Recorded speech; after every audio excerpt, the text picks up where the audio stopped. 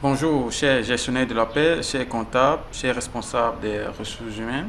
Moi, c'est Victor Likounet, programmeur VBA, spécialiste en tableau de bord et pilotage de la performance à VL Performance by Excel.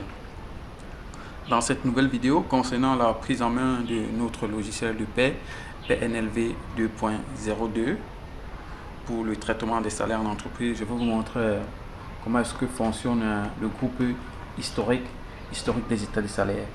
Bon, en fait, c'est un groupe déjà qui va nous permettre d'ajouter les feuilles, va nous permettre d'ajouter la feuille des états des salaires à l'historique des états des salaires, de vider l'historique des états des salaires pour recommencer en fait, soit pour un nouvel exercice, soit pour créer une nouvelle entreprise.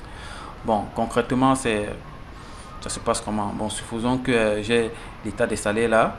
Mon souhait, c'est de conserver intégralement cette feuille-ci dans l'historique des états des salaires tel quel quand j'ajoutais certaines informations concernant les indemnités, les primes et le calcul des salaires et des différents impôts.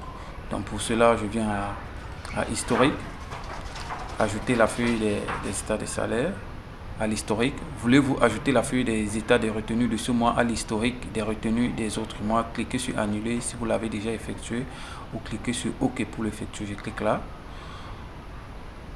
Voilà. Donc vous voyez que août, puisque j'étais en train de travailler dans août là, salaire de août, et quand je viens à l'historique, en fait, cette feuille là s'est téléportée pour venir s'ajouter là sur la feuille historique des états des salaires. Donc au fur et à mesure, vous travaillez sur des mois, vous avez fait des calculs, vous pouvez venir conserver cette feuille là intégralement dans la feuille des historiques des salaires. Ça vous permet d'avoir de savoir à quel moment cet employé il avait telle prime pour ce mois et pour l'autre mois par exemple il n'avait pas telle prime. C'est juste des exemples. C'est juste des exemples. On peut par exemple voir que pour l'entretien, pour le mois de août là,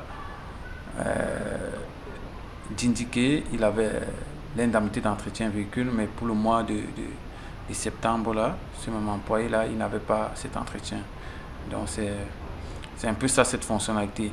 Bon, c'est vrai quand même que dans les fichiers individuels des salaires, vous avez la possibilité de revoir ces mêmes informations au fur et à mesure des mois, mais ça ne gêne pas de revoir encore ces informations disposées d'une autre façon. Ça vous permet d'avoir un contrôle et un suivi plus efficace. Et surtout que dans l'historique des états des salaires, les valeurs ne sont pas modifiées par l'application. Par contre, dans les fichiers individuels, à partir des manipulations là, dans les fichiers individuels, vous pouvez modifier les valeurs. Ensuite, toujours dans l'historique, ça c'est vider l'historique des états des salaires. Bon, supposons maintenant que vous voulez créer une nouvelle entreprise ou bien que vous voulez passer d'un exercice à l'autre.